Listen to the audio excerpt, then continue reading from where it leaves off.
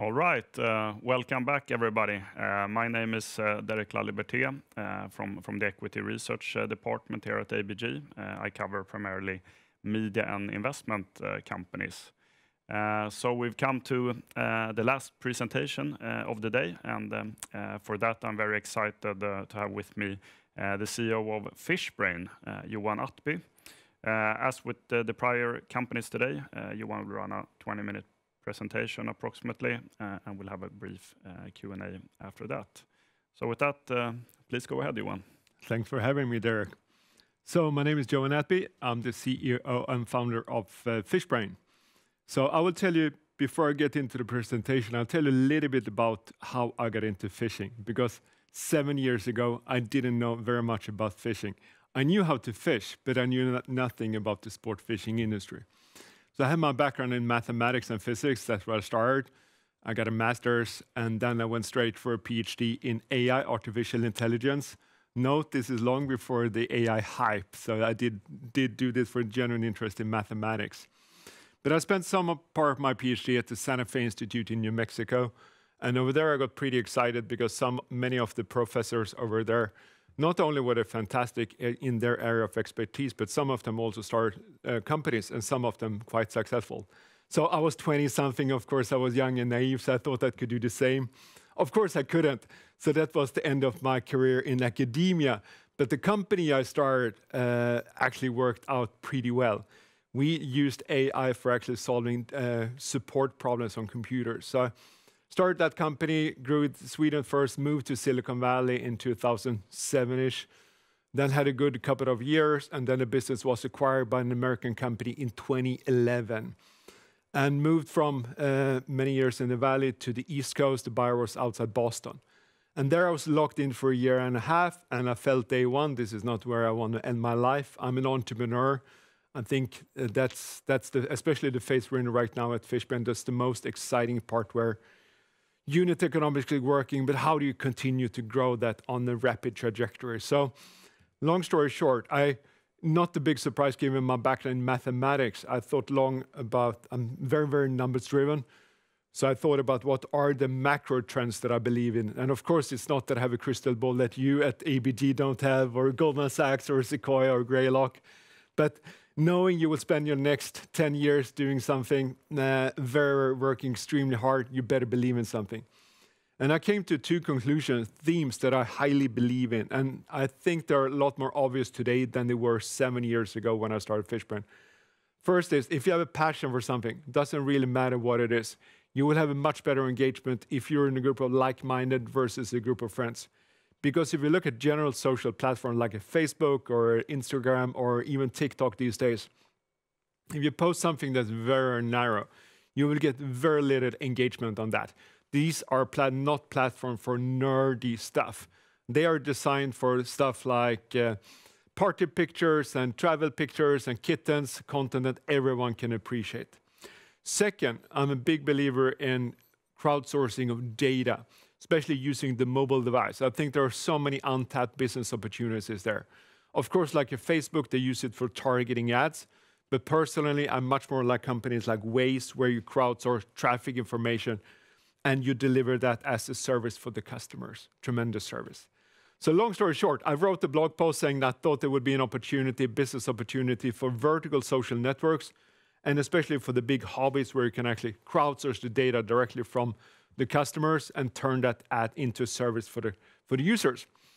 And it was published for one of the big Silicon Valley tech blogs, Pando Daily, and I got a ton of feedback. I got feedback from Sequoia, from Mark Andreessen himself at Andreessen Horowitz. So I thought this is something I want to do. And I looked at a number of different verticals, but pretty quickly honed in on sport fishing for a couple of reasons. A, it is the world's largest hobby. There are more people running, but they don't spend nearly as much money on their hobby as anglers do. They have tens of reels and rods and lines and lures. So globally, it's the world's biggest hobby by spending. It's also great for crowdsourcing of data, because if you ask 100 avid anglers when, where, and how to fish, you'll get exactly 100 different answers. And I thought this is just because this is like Waze. One person can only drive that much. So I thought if you aggregate a lot of sport fishing data, and then you apply AI, machine learning, on top of that data set, you can probably deliver a much better fishing forecast. And now fast forward 7 years from that time, this is our top selling feature behind the paywall in the Fishbrain subscription.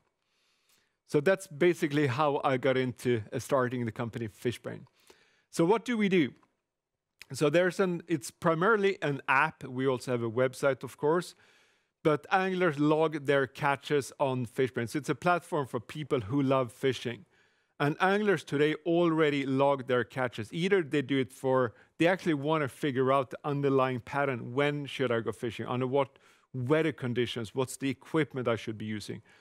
Or they do it for bragging rights. Because a lot of fishing, most fishing today is catch and release, which means that the angler doesn't keep the fish.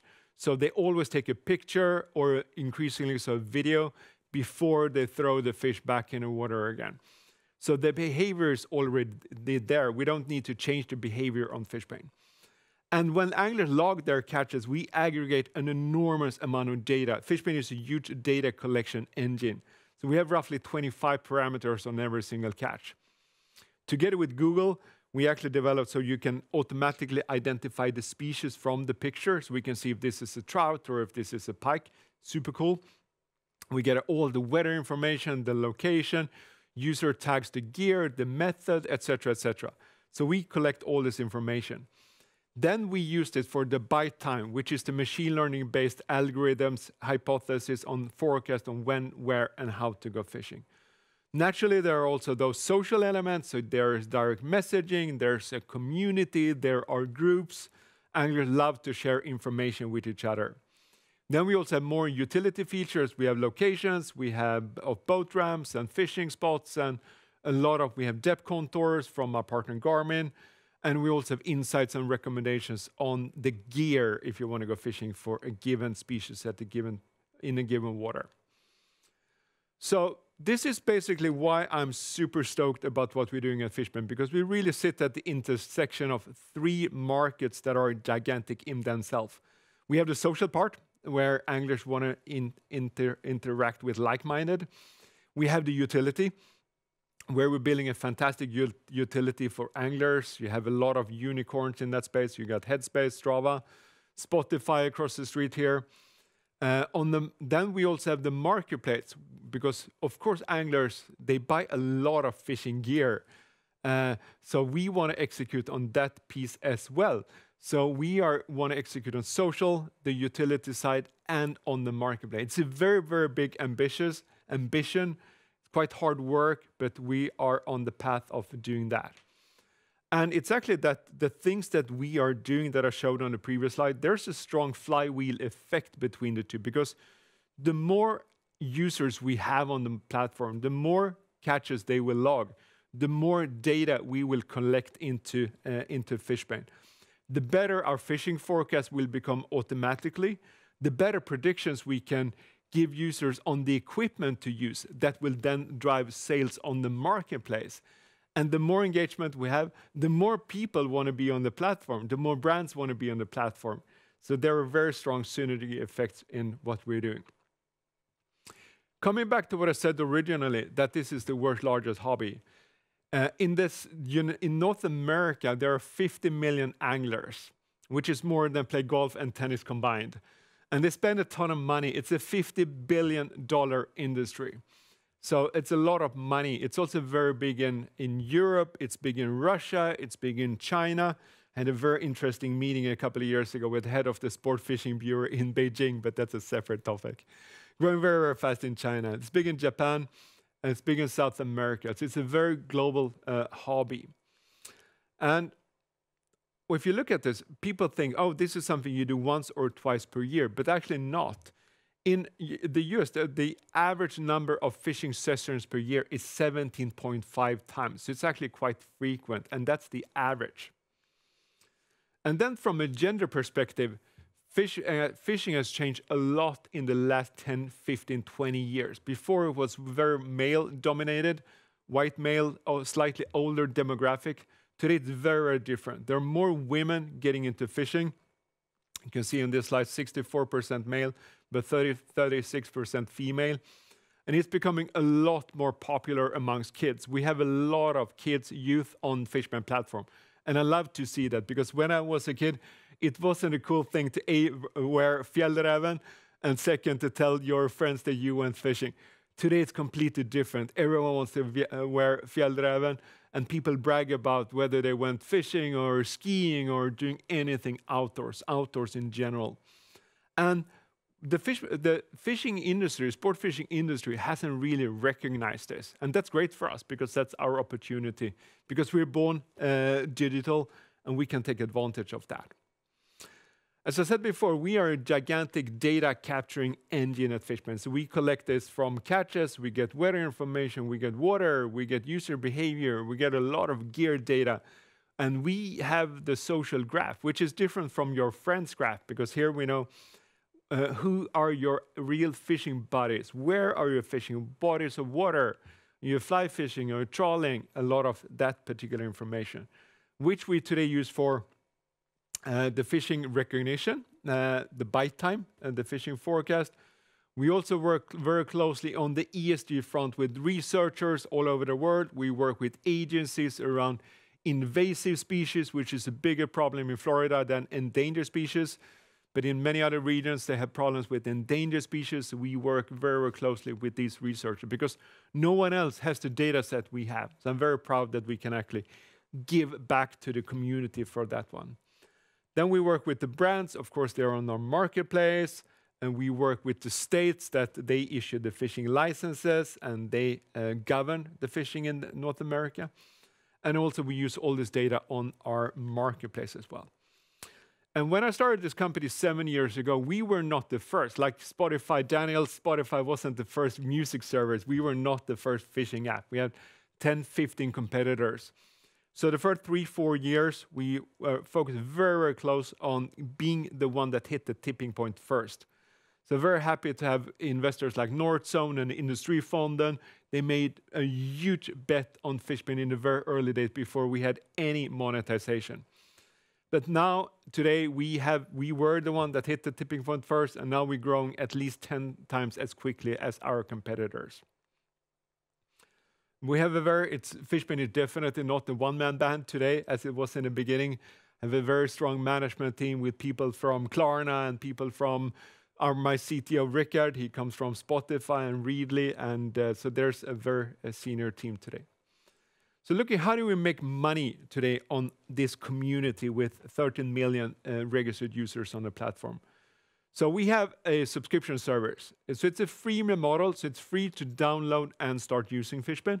But if you want to get access to the data, you have to become a subscriber of Fishbrain. So that's one revenue stream, and that's our main revenue stream today. About 1.5 years ago, we launched our second revenue stream, which is our marketplace. So we actually start selling fishing gear on a marketplace model on Fishbrain today. And we take 15% commission on those transactions that we generate. So starting with the subscription. So everything social is free, which is pretty natural because that's how we did it on Facebook and Instagram and TikTok. But if you want to have access to the data, that's behind the paywall today. And we have 3 plans, a monthly, quarterly, and an annual plan. And we have roughly 130,000 subscribers today on that model. And we are growing nicely. So these are 2019 to 2020 numbers. So we're growing around 50% that year on the subscription side. And we are also, historically, since the focus in the very early days was to beat competition, be the one hitting a tipping point first, we didn't focus on that much on unit economics. We want to make sure that every marketing dollar we spent, we return that money. But since mid-2020, now we see a positive, very positive return on the marketing spend here, as you can see here. The marketplace, it's absolutely not rocket science, because if we have all this data, it's pretty given. If we can tell if you want to go fishing for, say, trout in Lake Tahoe in December, here's the best equipment. It's a pretty good commerce opportunity. And also in sport fishing, only 15% of goods is sold online today, which doesn't make sense. If you look at another category here, which is furniture, 30%, twice as much. And if you ask me, it's much easier to purchase a reel, your rod online than buying your next bed or sofa online. But this is just because it's a very traditional industry, and it is growing very rapidly. So we'll take advantage of that. So now we have more, started that a year and a half ago. We have close to 80,000 products already on the marketplace. We have 5 of the 10 largest brands are on the platform already with 300 brands, 70 plus sellers. So it's been very popular for the brands to be on the marketplace. And to give you, so that's a little bit of the background. I'll give you a little bit update on 2020, 2021 this year. And starting with the first one, we, like all app developers, when Apple released their iOS 14.5, we changed the privacy policy. Most app developers seen CAC, customer acquisition cost, go up with 40 to 45%. That has been the same for Fishbrain. But we are now finding other distribution mechanisms to go around that. And I said that we are primarily an app company, but now we're also starting to be present on the web. We are starting to post our content on web, which is fantastic for SEO, because there's no SEO in the app ecosystem. So we had Google in the office a couple of weeks ago and said there are millions of sport fishing related searches organically every single day. And we want to be the #1 hit there that we're working around. And it's started this effort this year and it's starting to pay off. So we see sub $2 customer acquisition cost on paid, which is very, very successful. We're also now working with the states in the US and brands. And actually today, this is a very good timing for this presentation because we are signing a big distribution agreement partnership that I worked on for close to 6 months. And this is a company in North America that sells 40 million fishing licenses every year. And so they will become a distribution channel for us, which is fantastic. And as part of this deal, they will also invest $1 million as part of this deal. And also today, we are actually closing our first acquisition. And this is a North American-based company that's done a fantastic complementary, not the competitor to Fishbrain, but the complementary service. And their growth is 100% organic, so that will help with organic growth for us, and also retaining users because it's a fantastic value add to the Fishbrain platform. So we're closing. I will sign the paper later tonight. And then also, there's the result between the Apple Epic versus Apple trial. Of course, that's good for us. Google just announced that they will take commission down from 30% to 15%. And I should also mention before on the financial slide that we are not like a Readly or a Storytel or a Spotify, because what we put behind the paywall is access to crowdsourced data, which means that our gross margin would be close to 100% if it wasn't for the 30% commission for being on the app stores to Apple and Google, which will now January 1st go to 15% on Google. And hopefully Apple will follow suit in next year. And then also this year, also big thing that I've been working on for 3 years is we closed the partnership with Garmin and we implemented phase 1 of this partnership. And Garmin is the #1, it's the leader of marine electronics, the fish finders. On the marketplace side, this is how, if you go into a fishing store today in North America, this is how it will look like. There are many empty shelves there because of the supply issues related to the pandemic. But what we've done to overcome this year is we added a lot of smaller brands on the marketplace. And now Black Friday naturally is a big sales event also in fishing. We were able, despite not having any top sellers on the marketplace this year, we were able to beat the 2020 Black Friday sales because of the long tail, because we didn't have any of the top sellers. It was 100% long tail driven. And this is also the power of a marketplace, because basically why you go to marketplace is because you want to find a lot of different products there. And we proved that this actually works. I'm looking forward to 2022, because who knows when the supply chain will become better. No matter whether you're a car manufacturer or in the cycling industry, there's no bicycles to buy or fishing gear to buy either. So we're very happy that we've been able to do that. So wrapping up this presentation now, from a macro perspective, things are looking very, very promising for Fishbrain.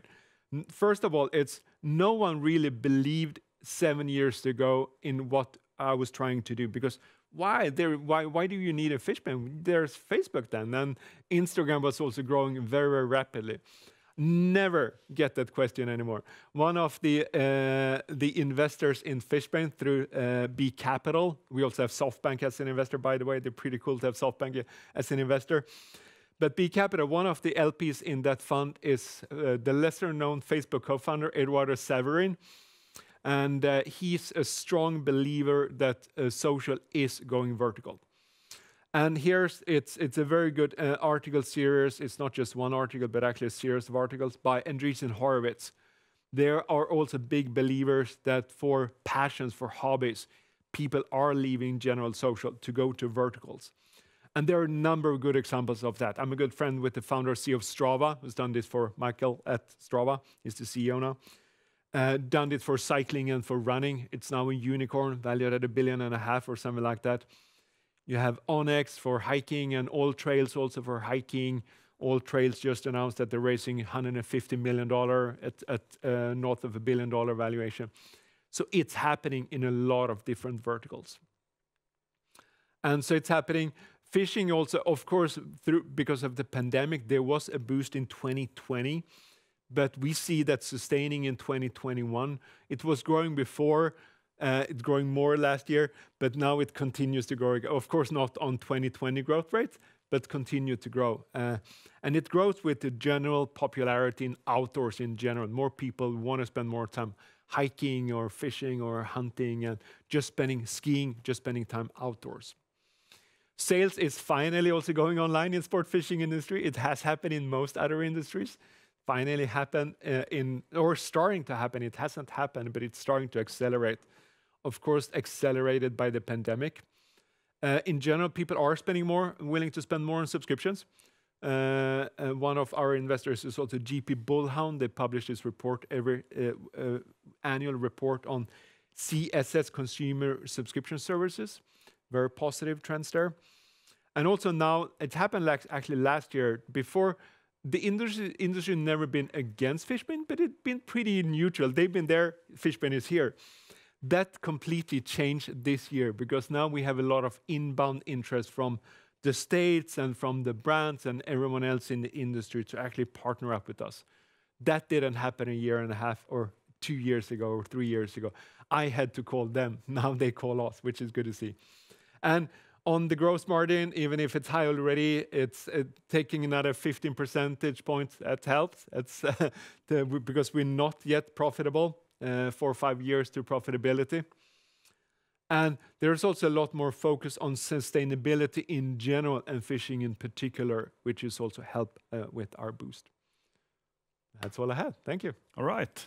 Thank you very much, Johan. So I'd like to start by asking a question if you could give some detail of what the growth rates are like actually now in 2021 versus 2020, given everything that's going on with pandemic comparison effects, changes to the digital platforms, and things like that, basically. So can you give some flavor on how the user base versus the sort of pro subscription is growing? So our focus is at our stage is completely on the pro, on the subscribers. And we will grow this 15 to 20% this year. So lower growth rate than the 50% we had a year before. If it wasn't for iOS 14.5, we would be at 50%. But again, things like this, challenges like this is what happens to companies small and big. So I'm very happy that we've been able, despite having such a sharp increase in CAC, we've been able to continue to grow the business 15 to 20% on the subscription side. I think that's quite impressive.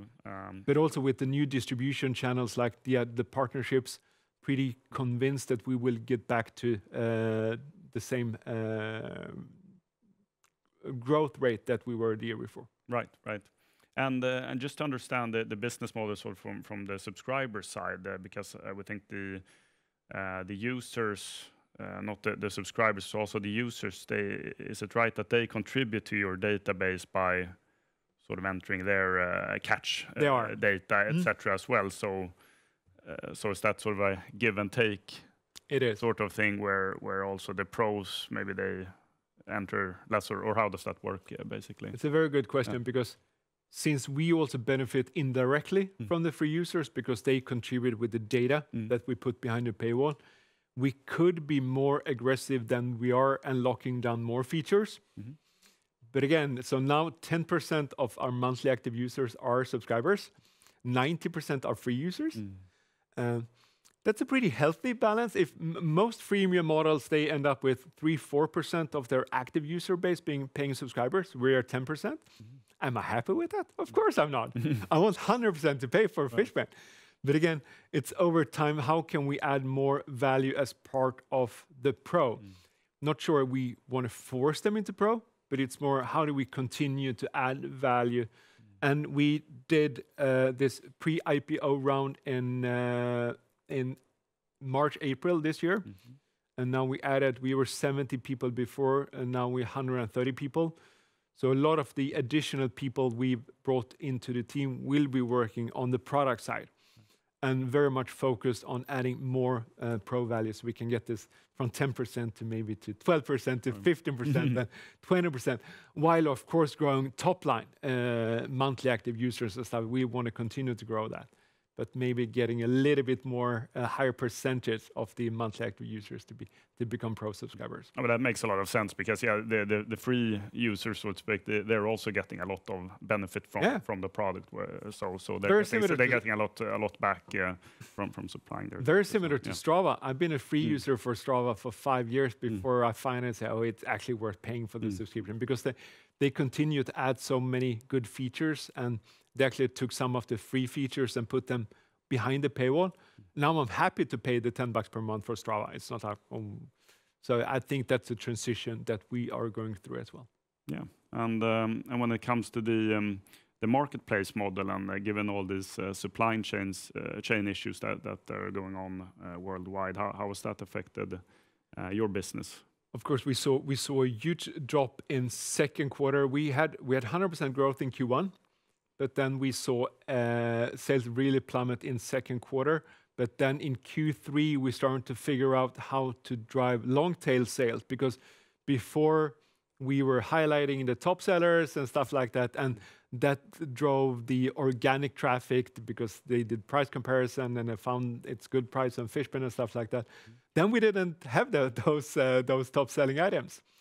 So we had to relearn how to drive business and focus a lot more on the long tail. And we would not have had those results on Black Week or Black Friday and Cyber Monday if we didn't, ahead of that, actually learn how to drive sales.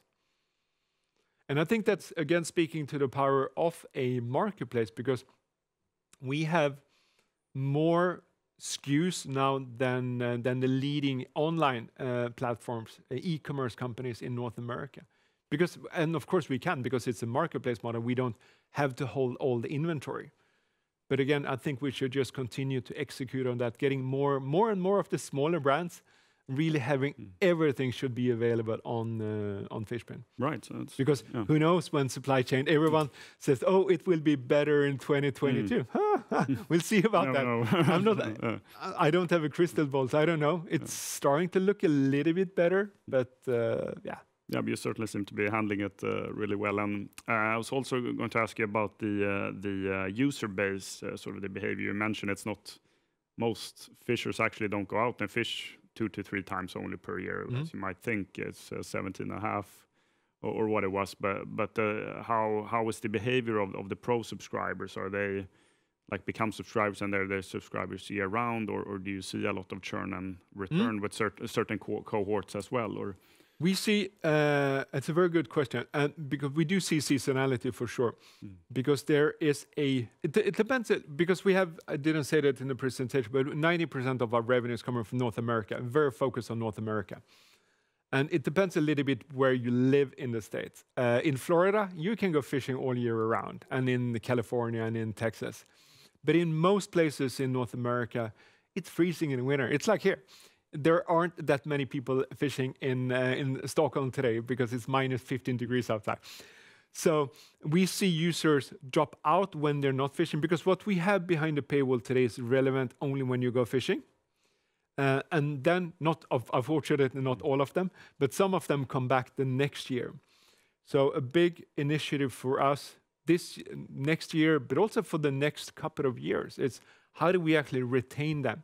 Because they don't stop becoming anglers. They're just as passionate, but they do other things. They consume content. They either look at inspirational content, they look at educational content. So if you look at the stuff we have in the product roadmap for 2022 and beyond, we're also looking into, is there editorial content? Because now it's 100% user-generated content, which is great when it comes to the gross margin, but maybe we should also have some editorial content and put some of that behind the paywall so we can actually reduce the seasonality. Not reduce the seasonality in fishing because we cannot affect that, but keeping them on Fishbrain also when they are not fishing, because the passion is still there. Cool. Yeah, look forward to seeing that. And yeah, I think that wraps it up. So yeah, thank you very much, Johan, for today. We look forward to following the Fishbrain journey going forward. And to the audience, thank you all for listening in as well. And stay tuned for the next seminar, which is actually the Investor Days this week. Thanks so much for having me. Thank you.